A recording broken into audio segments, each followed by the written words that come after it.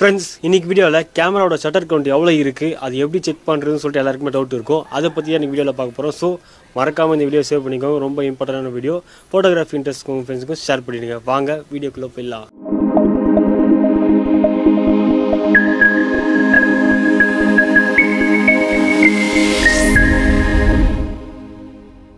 நம்ம இப்போ மொபைலே செக் பண்ணலாம். மொபைலில் குரோம் ஓப்பன் பண்ணிக்கோங்க.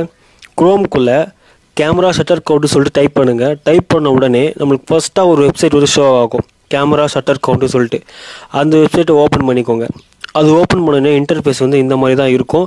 இந்த இன்டர்ஃபேஸில் நீங்கள் கீழே ஸ்க்ரோல் பண்ணிங்கன்னா ஏகப்பட்ட கேமரா மாடல்ஸ் இருக்கும். அதில் உங்கள் மாடல் இருக்கான்னு சொல்லிட்டு செக் பண்ணிக்கோங்க.